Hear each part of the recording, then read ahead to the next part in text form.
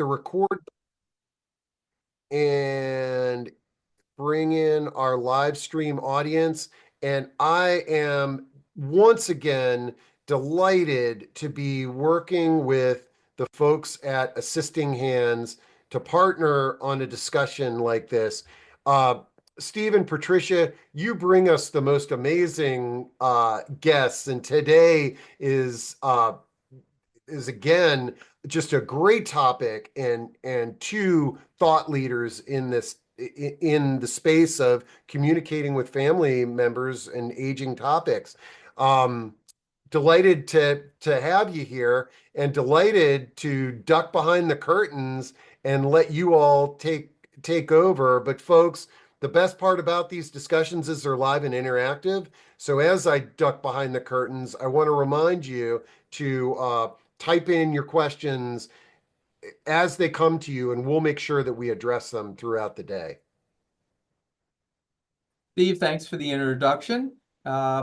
Look, we have what I think is a really good talk today. A little bit of background on me. My name is Steve Lorberbaum. I'm the owner of Assisting Hands Home Care.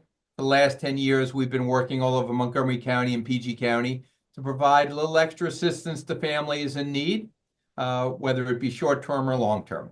And so we get to see a lot about the difficult conversations that precede the needing of care. But I've got two experts. I want to introduce Jenn Gruber and Jillian Bernstein. And basically, we're going to come at this topic from a couple of different ways.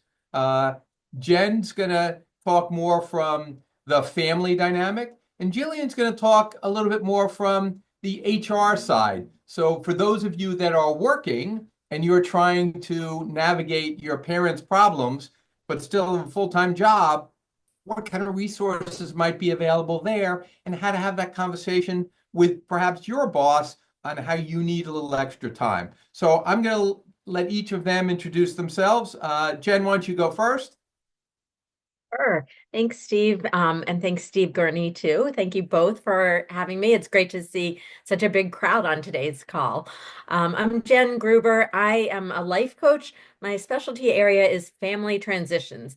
So I work with people who are going through any big changes in their lives, and I really help them to set themselves up for smoother transitions so that they can find more joy in this next chapter of their life.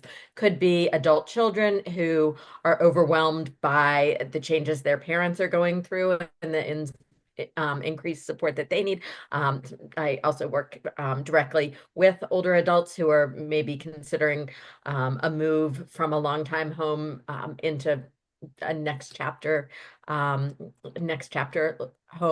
So yeah, that's a little background on me. Okay, Jillian, why don't you share with us a little of your background? Thanks, Steve, and thank you, Steve Gurney, also for having me today. It's an honor to be here. I am Jillian Bernstein. I am founder of the Wellness Extension, which is an HR partner to small businesses. So I basically provide fractional people support to make sure employees are truly engaged and receiving the best benefits they can at work, and they feel connected in their work community.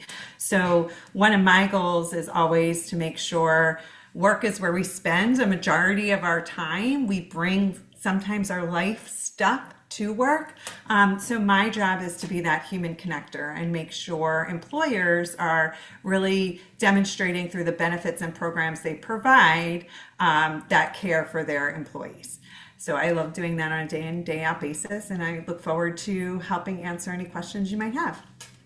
Great. So before we get started, I also want to recognize and thank Patricia DeBroof, who is our Director of Community Relations. She helped organize this, and she has brought both Jenn and Jillian here today.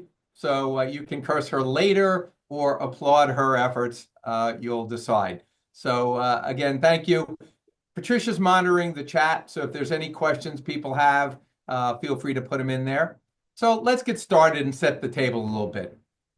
This is a big topic, right? It affects lots of people. It's all about parents who are aging, or couples who are aging, and either a spouse needs to have that conversation, or the adult children need to have the conversation about maybe some parents' diminished capacities. Maybe it's an inability to drive, or it's making bad decisions or inappropriate financial decisions. So I want to get started and just say, look, there's lots of issues. There's no right or wrong answer. The goal here is how to have these conversations without making them adversarial, how to keep the voices calm and the conversation going. I don't think any of us have a magic bullet on how you're going to absolutely convince somebody to give up their car today. So just want to set that as an expectation. We've got some ideas, but that's it. So Jenn, look, tell us a little bit about the work you do when people come and say, you know what, my mom just won't listen to me. I'm super reasonable. I just don't understand what's going on with her. How do I get her to stop driving? Yeah, yeah, that's a great question, Steve. So, I think you said a couple of key things there. One is like, how do I get her to stop driving? So the way you're phrasing that question, you're presenting it as, I want one thing and my mom wants another thing. How do I get her over to my side? So there's a conflict right there in the middle. You've got two people and something coming between them. And what I love to do is help people approach things a little bit differently.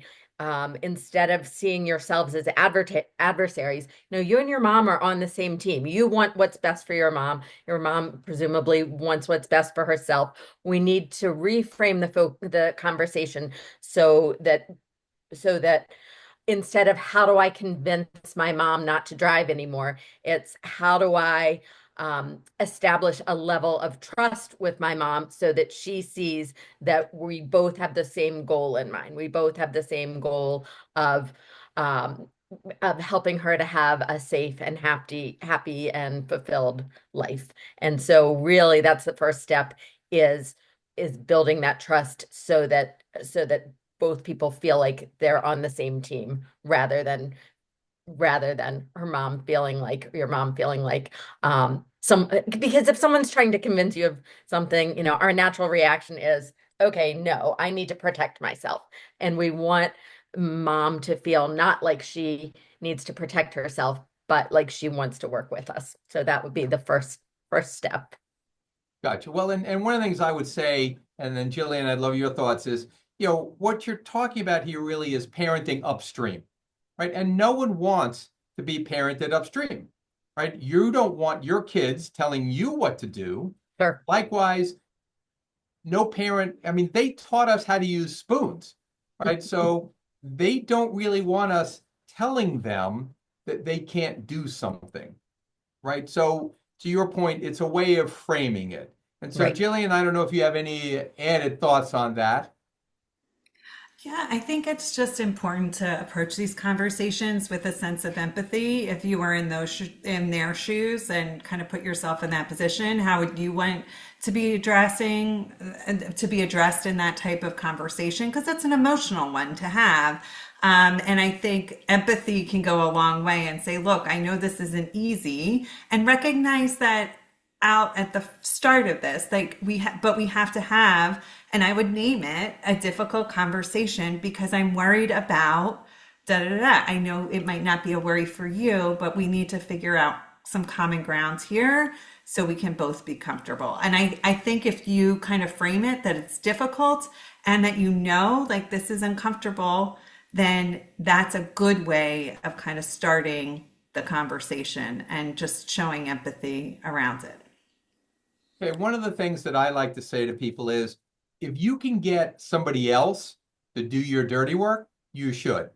So for example, doctors, they're the ones that should be telling someone they're no longer capable of driving. You're the support that says, hey, Dr. So-and-so said, let's figure out how we deal with that together. What else are we going to do to give you options, right? It's when you become the bad guy, you're the bad guy. You're telling a person who's been driving for 60 years that they don't have freedom of the road and independence, and that's critical in America, right? It's what we all want. It's what we strive for when we're 15 and 16 to get our driver's license. And now it's being taken away. And so getting someone else to do the dirty work so that you're the support player, and you're saying, gosh, mom, that doesn't feel right. I hear you, but we have to respect his opinion. He is the doctor after all. I think that helps. Jen, any thoughts on that? Yeah, I think that what you said just kind of goes right along with what I said. When the doctor is kind of the bad guy, then that's helping to establish that, oh, mom, I know it must be really hard to hear that, from the doctor. And you don't have to say anything else. It must be really hard. That shows that you're listening. It shows you're acknowledging what she's feeling. You're validating that. It helps to establish that trust that I was talking about. It helps to establish that you're on the same team. Gotcha. Okay, so I see a couple of questions in the chat, and there's sort of a blended question, so I'm gonna try to ask it together. So this is really dealing with someone who doesn't have a physical impairment, but they have a cognitive impairment. And so how do you get that person with a cognitive impairment to do something that you may want them to do because you believe what they're doing isn't safe? Whether it's, as one of the person said, stepping down from a job to stepping away from a car. So, again, one of the things I'll just start is saying you can't argue with a person with diminished capacity because they lose that part of their brain. So when you come at someone and say they shouldn't do something, their first response is to say no, because that's what you're always taught when you're young. If somebody says something, you say no. If it feels unsafe, like I should step away from my job, no. Why would I do that? I love my job and I need to make money. I should step away from my car. No, I need to drive.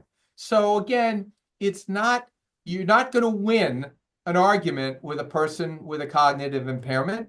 You have to use other approaches. So Jen, what do you got? Anything? What magic wand do you have here? So, oh gosh, with cognitive impairments, it's just so tricky, and there's such a wide range. That would be the first thing I would say is there's no one answer. In any situation, there's no one answer that's going to apply to everyone, but especially with cognitive impairments, there's just so much variation in situations and maybe the degree of the impairment. My dad had Alzheimer's and passed away almost 10 years ago. It's kind of really what drew me to this kind of specialization area in my practice.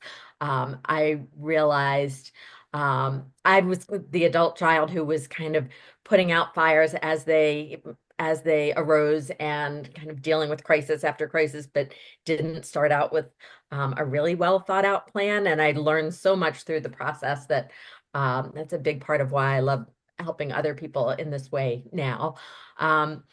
So someone with cognitive impairment, I think that, like you said, Steve, you can't argue with someone who's cognitively impaired. It's also, you need to be strategic about really what your goal is in the conversation. What is it that I'm hoping to accomplish by the end of this conversation today? If it's, I want to convince my mom that she needs to move out of her house and into memory care, that's probably not going to happen in one conversation. It might be planting the seeds. It might be kind of trying to get a better understanding of what her level of cognition is or where she's coming from. So first, being really clear on what your goal in the conversation is important. And then really, I like to let the other person take the lead. And in these conversations can be really helpful if you're doing more listening than talking. And so what was a specific example, Steve? So there were two examples or two questions. Well, a bunch now. One was after a car accident, kind of how do you have that conversation? Someone who already lost their driver's license with the DMV, but doesn't accept that fact. And the third one was how do I recommend to a friend that perhaps they should step down from a leadership role at a company that they're invested in because they're no longer capable of managing that job role. Yeah, yeah, okay. Well, so for the driving ones, especially when there's been an accident, when there's memory decline, um, I think uh, either involving a doctor, or that's a great example of a place where like kind of a white lie could be really useful. Saying, the insurance is expired and your insurance company isn't going to renew because of your age, because you've had an accident. The car, something along those lines that's going to um, that's going to be blaming an outside source for the decision. Um, Something like that could be helpful. The friend who is working and who you feel maybe can't handle the responsibilities of the job anymore, starting a conversation by, just talking about like, wow, you really are working, you've really done great things with your nonprofit, and just kind of seeing where the conversation goes and looking for any kind of introduction. You know, yeah, the long hours are harder for me than they used to be, or it gets frustrating when technology keeps changing, whatever that introduction is. Then you can look for that as an opportunity to maybe steer the conversation towards, well, have you ever thought about taking a step back? And, one of the things that you've done so well is trained other people and taught your employees about, Right. what you Okay. do. And you've been such a great mentor, kind of looking for opportunities like that to kind of take the conversation to the next step, which may be an Jillian, you got a anything to conversation. share on that since HR is your world? Yeah, I think so. It's a hard thing when someone wants to walk away or needs to walk away from something they've been working at for a long period of time. I agree with Jen that like giving them kudos for what they have done, and aren't you ready to, or like asking them like what their future plans are, what they want to do, and kind of make it a little bit exciting. Wouldn't it be great if we could travel during the work week together, and also kind of have that idea plant, like Jen said, the seed. It's like, oh, it might be nice if I can step away a day a week. And then maybe like, what would retiring from my job actually look like? How can I engage? Look, I think when people go through life events or they have medical diagnoses, sometimes routine is what they need to feel like in control. And I think that is sometimes a challenge, especially if it's going to impact a business. And at that point, I would actually work with other leadership members of the team or try and connect with colleagues of theirs to start to have that discussion. Succession planning is super important. You don't want that nonprofit to go out of business. So those are things that I might start. What is the succession plan? We're thinking about, I know they did this before I retired. What is that? Those types of conversations, and kind of casually bringing them up. So it's not like, I think you need to leave. That'll just put a defense mechanism up. But I think if you can talk about things, and also if you're close enough to the colleagues of that individual, or if that individual has other close friends and family who maybe can also jump on that train to encourage them to maybe take a few steps back, that would be the way in which I would start to plant the seeds and make retirement look great on the other side. Well, and I will share a couple of stories from the world of home care for things that families have done as it relates to cars. I'm not going to say they're all good ideas. They are just things that people have done. For me, my father-in-law lost his driver's license. He continued to drive, and his wife continued to send him out driving. And when we asked her about it, she said, well, he doesn't remember he can't drive, and we need groceries, and I don't drive. So that wasn't helpful. What we ended up doing, because they lived in a small town in Georgia, we called the sheriff and said, hey, can you stop by, do us a favor? You go in and tell him he can't drive. and we're going to go put a club on the car. You don't have to say that you're doing it, but it's just going to be on there. And the guy came over. Maybe it's not something that can done in Montgomery County, but the sheriff came over. He said, Hank, you shouldn't be driving anymore. Your driver's license is revoked. To ensure that happens, we're going to put a club on your car. And my sister-in-law went out and clubbed it. He never asked again because a person in authority told him he couldn't do it. It wasn't his daughter. It wasn't his wife. It was a police officer, and he was a law-abiding citizen. Some other things that people have done. They've opened up the hood and they don't know what wires they pulled out, but they pulled out a bunch of wires. Car just wouldn't start. We've had clients misplace keys, right? So that the keys go missing in the house. We, excessively had somebody dump sugar in the gas tank. Now, that is one sure way to stop a car. Not exactly a smart way. But again, those are things that families have done. Look, I saw in the chat, somebody, one of our clients, removed the car from dad, and dad, who had dementia, he just called up the dealer who he'd been buying cars from for 20 years and said, hey, can you bring me a new car? I misplaced mine. And they brought him a new car, and they had him sign the paperwork, like sitting there in the house, and gave him the keys. This is a guy with dementia, and he didn't have the daughter didn't have a power of attorney, and this company did this. Whether or not they could have stopped it or not, I don't know. But again, for everything you come up with, people are smart enough oftentimes to figure out a way around it. But there are lots of options to have that conversation or to take action. Again, one of the things that Jen said is, I call it therapeutic fibbing. So sometimes you got to make stuff up to create a successful and healthful situation for your loved one.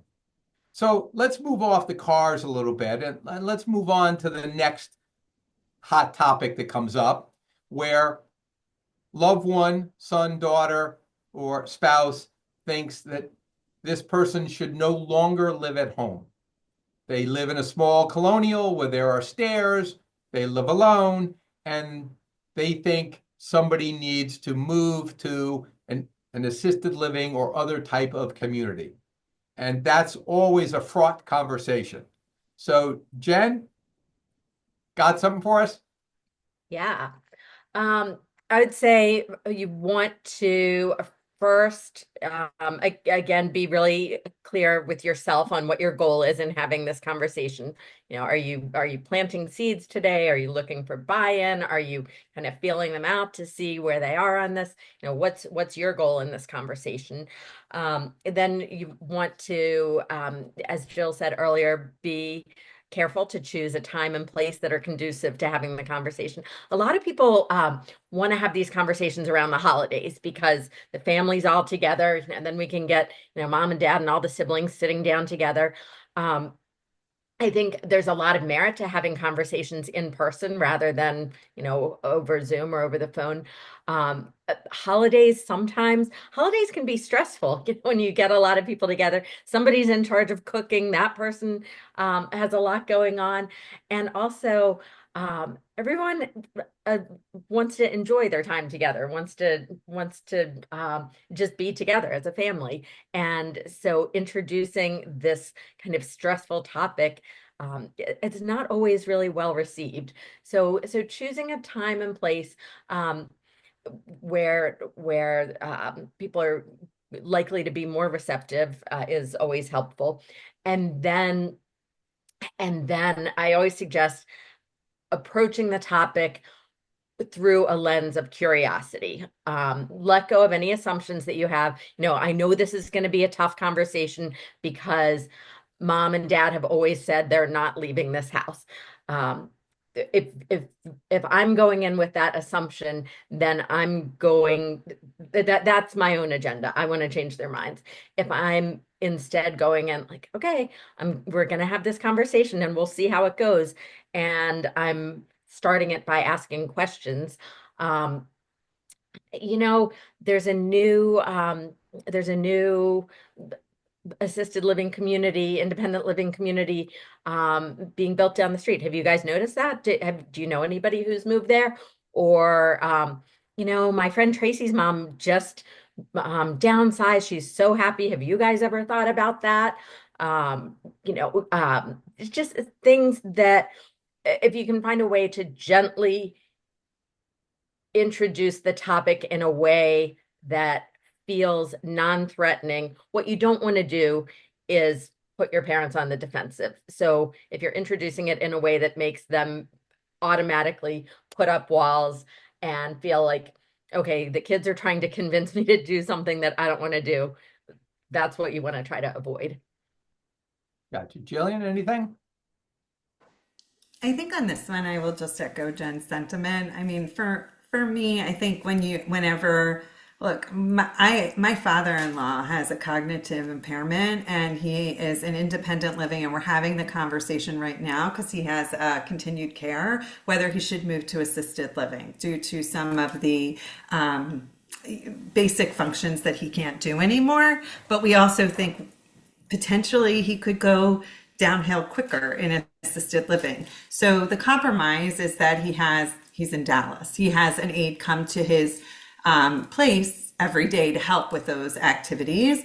And I think whenever you're having this conversation, as I've watched my husband have this multiple times, there has to be, it has to be approached in a really gentle manner and over time. Even this conversation we continue to have about assisted living and moving potentially there, it's brought up maybe once a week or once every other week or when there's an issue. We don't make it a big deal, but we make it something that isn't gonna be like all of a sudden we're bringing this up. So I think the more you generate and have safe conversations around the topic, so that way when there is an incident and that's like the last straw or because of safety, then it becomes an easier conversation. Do you think now is the time? And especially if they're, as I mentioned, he has a cognitive impairment, but it's not full on dementia. It's just, there are some cognitive issues. We want him to be a part of that conversation and respect him in that way too. So that's just a personal anecdote. Well, and I would say, look, I do private duty home care. So we take people through end of life in their own homes if they don't want to move, but they have to be able to afford it. So one of the things that I often say to people, if you're going to have the conversation, make it about options and choices, right? Explain, again, if someone's got a cognitive impairment, harder to do.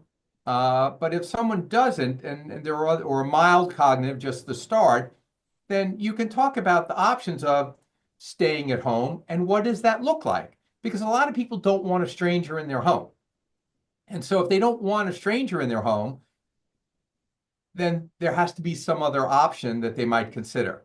Some people are happy to have a stranger in the home for X number of hours a day, maybe not every day. Again, so you have to explore the options and look, there are so many different assisted living and independent living communities out there today that engage your parents in the search process, right? Because I know you you can walk into some of these and I look at them and go, there's a bar in there, they've got music playing, they've got a 5-star chef, and I'm thinking, I'm ready to move in. I'm all in.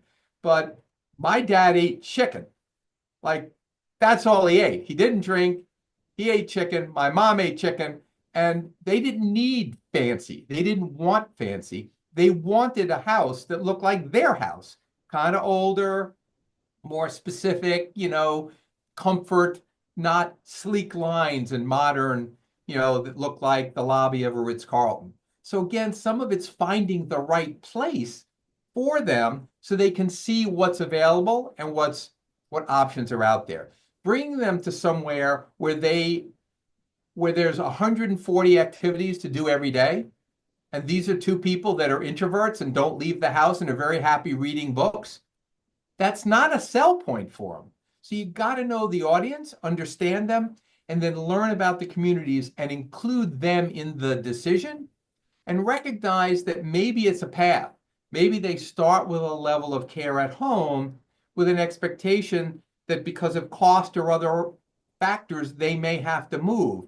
And you build a trajectory to head them in the direction that they may ultimately need to be. Yeah, I think Steve, what you just said is great. Like presenting options, is so helpful.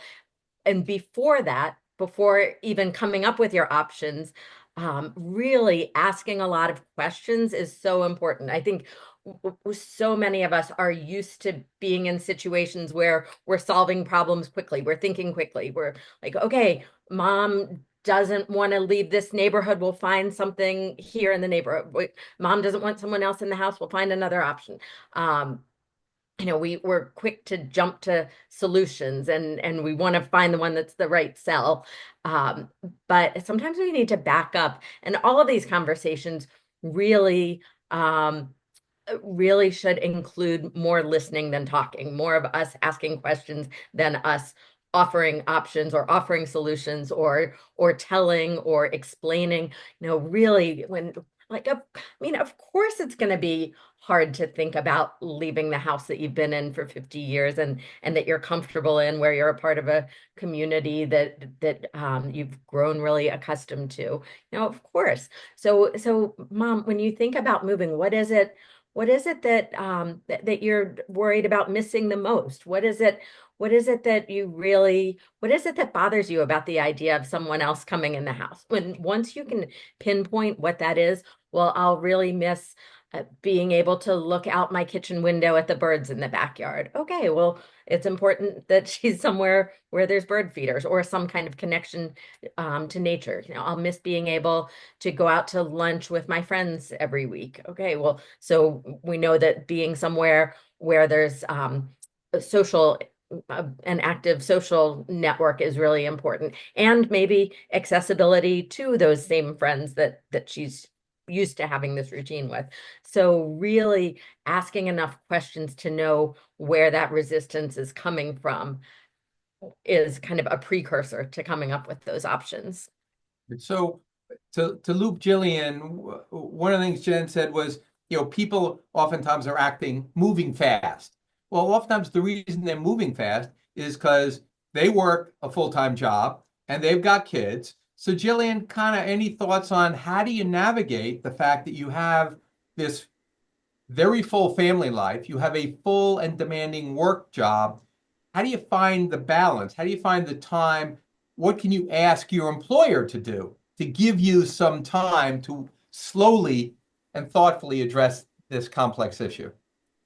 So it's a great question. And I think, as I mentioned in my intro, we bring our life to work. And this morning, like I had something with my son and I was very honest. I'm like, I'm sorry I'm late. I have that. Same thing can happen when you have an elder parent who you're trying to juggle while juggling work. So I hope everybody's HR departments, there is the human word in human resources for a reason. I hope they're approachable. But things that you could ask for are benefits like an employee assistance program. That program, an EAP, often gives you not only the ability to call anonymously for counseling support if you need guidance, but it also has elder care resources. So that is generally across any organization I've worked with, completely free to employees. So that would be a great resource for you to start with, that EAP, and you getting resources. Needing time off or to flex your hours. Maybe you need to run your parent to a physician's appointment, or there was an emergency and you have to go to their home. I would have it, just try and have an open dialogue with your manager. Hey, I wanted to loop you in. This is something going on. I know we don't share a ton of personal stuff, but I wanted to know if I could please flex my hours. I plan to, come in extra early or stay a little later so I can deal with this physician appointment, or if something comes up on the fly, then you've now set the bar for what's going on in your life. And hopefully that is well received by your manager. If not, I would go to HR. Dementia, cognitive issues, serious medical health conditions. Those caring for somebody that is experiencing a serious medical health condition, as long as you've worked a certain number of hours at that job, generally it's a year, qualifies for family medical leave. That is job protected leave. It's not paid leave, but essentially, if you needed, for instance, I had an employee who needed to take time off to figure out care for her parents and was juggling. So we put her on what's called intermittent FMLA. And she took a reduced work schedule, and we had her whole calendar as to when she was working, but then we also knew when she was caring for her parents. So you can work with your HR department to, oh, and FMLA is a 12-week job protected leave. So that is something I would encourage you to ask your employer about. And if you live within a certain radius of the office, and if you have been at that employer for, generally it's a year if you're a full-time employee, you should be eligible for it, assuming it's a serious medical condition that you're helping someone, a parent in this instance, with. So those are just a few examples. And of course, I'd be happy if people had specific questions, they can of course contact me about their particular benefits. So I want to shift the topic a little bit to something I saw years ago and see if Jen, you've got any suggestions, Jillian as well. So I was doing an assessment with a family, and there was the mom who had dementia, and then the busy executive son, and then turned out a social worker daughter. We're sitting in the room, and the son says, "Mom, you have dementia." And she goes, "No, I don't." And he said, "You do." And she said, "No, you're wrong. I don't." "What'd you eat for lunch today?" I'm thinking, I don't know what I ate for lunch today. So he kept trying to prove to his mom that she had dementia, that she wasn't capable of understanding. The social worker daughter was trying to get him to stop, but he was getting more and more agitated because he was trying to prove his point to his mother that she has dementia, so therefore she needed either assisting hands or she needed to move, none of which she wanted. Meanwhile, she had been living safely in her home, and that was her point, and her argument was, I don't have dementia. I've been living fine here in the house. So how do we get this conversation going? Because you can't try to convince a person with dementia that they have dementia. So how do you get them to kind of see where the conversation needs to go without trying to bludgeon somebody to death, because it's not going to work? How do we get the mom to I feel like in this case, the son is the one who needs the It's both, counseling on right? It's how both. How do to. you get the son to back off and get the mom to kind of see a little more reason? But it's both. Both need help here. Yeah, yeah. Um, so in a conversation like that, and it sounds like the social worker daughter probably was the one who could see everything clearly, I would imagine. She could see, I'm guessing, but you and the daughter probably could see that the son's approach wasn't helping and that the mom wasn't going to back down in this conversation. So I think in that case, um, uh, if I were in the room, I would have, I think my first goal would have been to get the son to back off and to redirect the conversation. Like, okay, let's set aside, mom clearly doesn't want to hear or admit that she has dementia. So we're going to take that off the table. We're not going to talk about mom has dementia or doesn't have dementia. We're going to talk about like, okay, what is your day-to-day routine look like? Where might you benefit? Where might it be nice to have some extra help?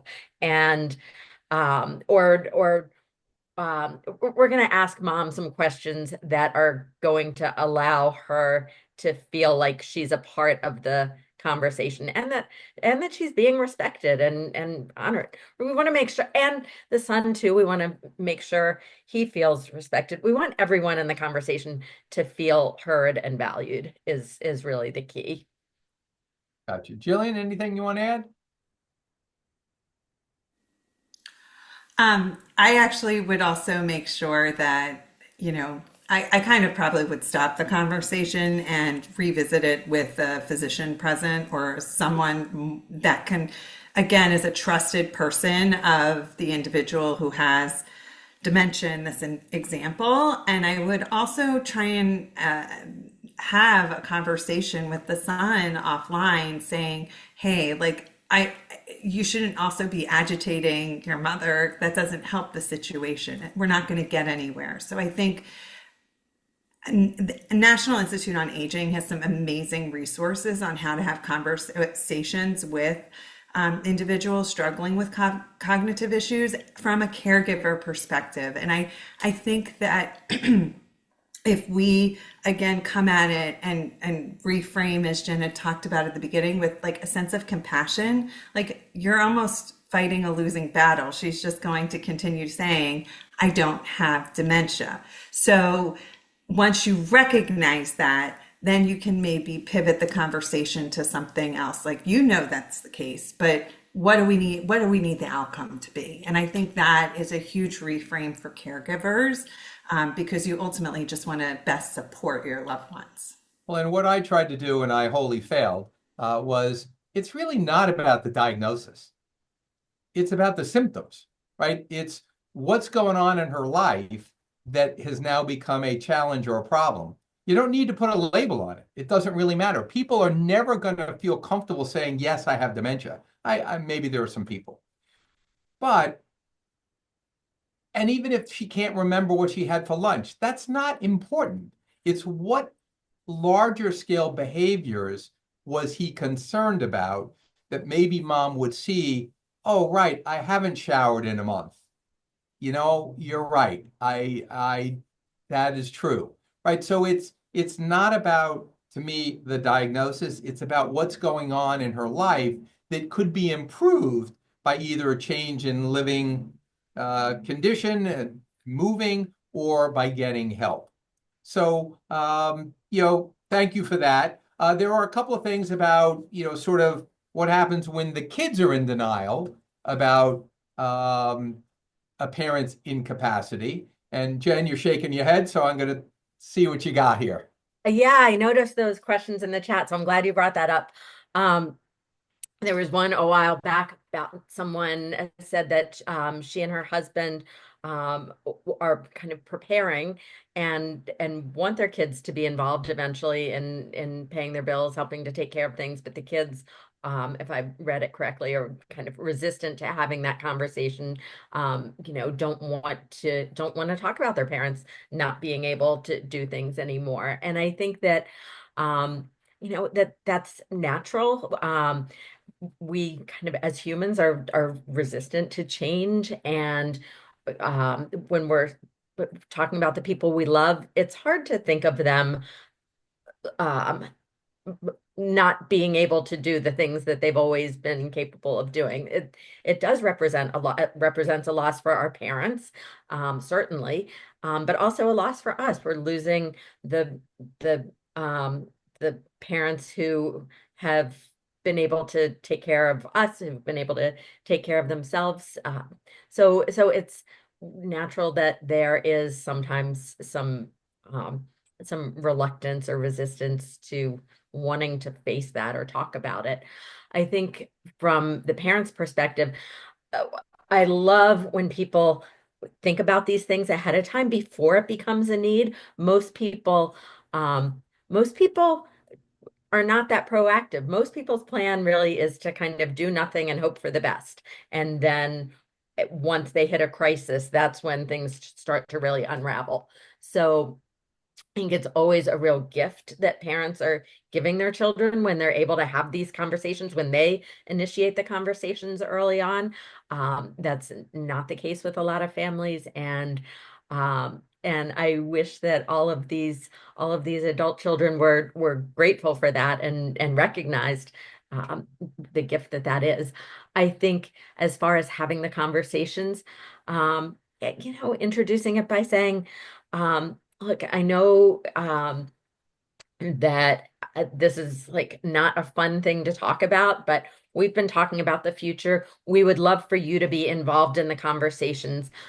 We have a lot of friends whose kids have really been caught off guard when their parents have needed more help, and we don't want that to be the case for you. We want this to be as easy for you, this kind of transition to our next chapter. We want it to be as easy for you as we can, so we want you to be involved in the process. And I think then asking them, not telling them like, okay, we're going to need you to pay our bills for us, but saying like, we're anticipating that there'll be a time that we won't be able to pay our bills any longer. And, how would you feel about helping us with that? Or we would love to turn that over to a family member at some point, if that's possible. Would you be willing to take that on? So you're presenting it to the kids as an option, and not something that you're telling them like, okay, this is what we're going to need from you, so you're going to have to step up and do this. You're presenting it to them like you want them to be involved, you want them to be a part of the decision, and they also do have a choice there. Okay. Jillian, I know you have to jump off a little bit early. Do you have any last thoughts? Because I've seen a couple of questions I want to answer, but I don't want to give you a final say here. Yeah, I think it's so important. My last thing is I just think it's so important to have the candid, kind conversations with your parents before things might start to decline. And I think it's a challenge because it's an uncomfortable topic to bring up. And I was just thinking about that, today. There's a woman I know who helps you essentially like prepare to die. And you put all of this information together and have these conversations. So I would just encourage you, like, have the difficult conversation, because it's actually less stressful on the other side, as long as you know somebody's wishes when something does happen. And in terms of the employer part, I would just encourage you. I saw there were some great recommendations about caregiver employee resource groups at work. Finding kind of camaraderie with others going through similarly situated experiences can also help in terms of resources, and just to have that sounding board with people who you're close with. So have the conversations with them as well. I hope that helps. Thank you. So I want to answer one, because someone said, give us top 3 ways you can start a plan. Number 1, if you have children or a spouse, tell them what you want. Let them know. No one knows what you're thinking. If you think, oh, my daughter will know what I'm thinking. Well, your daughter hasn't lived with you in 30 years. She has no idea what you're thinking. She doesn't know that you don't want to live in an assisted living. She doesn't know whether you want, if she's your medical power of attorney, she doesn't know the life-saving things you want or don't want. Have an honest conversation with your loved ones. Let them know what you want. Gather a plan. Start finding some resources. There are geriatric care managers, aging life care professionals. This is what they do. This is their stock and trade. They help people plan. They give people resources. They may not need them today, but gather them, put them in a folder, because you may need them. So that would be the sort of second thing. And then the third one is be realistic about your finances, because and make sure your kids or whomever is going to be the power of attorneys, make sure they know. Because in the end, a lot of this planning involves around how much money do you have in the bank versus how much you want to reserve for your family members after you're gone.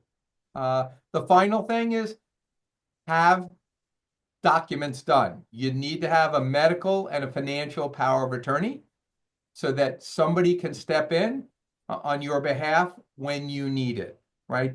And that they will know what you need. So if you don't have that, then all of a sudden, no one knows what needs to get done. Doctors don't know who to ask. Sometimes the state has to get involved.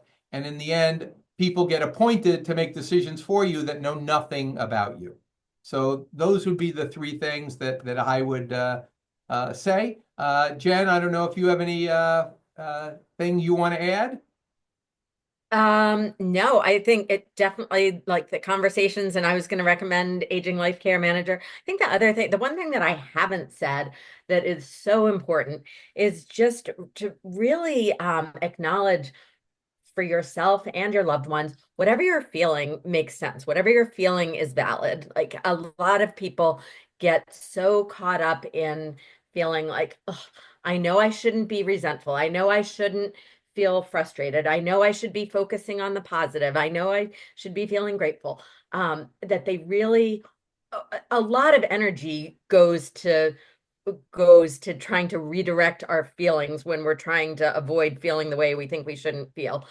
But if we're instead taking a step back and being like, of course I'm sad. Of course I feel guilty about not being able to be there for my mom and my daughter at the same time, having to miss something for one or the other. Of course that makes me feel guilty.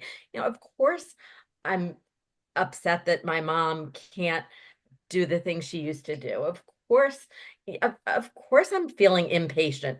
Like just giving yourself permission. Or, of course I'm sad about leaving the community that I've lived in for so long. And yes, I'm moving to this beautiful place. And there are things that I can look forward to and be excited about. But I'm also sad about not being in my familiar surroundings anymore. And that's okay. Whatever you're feeling makes sense. And really giving yourself permission to feel that is such an important part of this. And one of the things, let me just say one more thing, Patricia, and then you can jump in.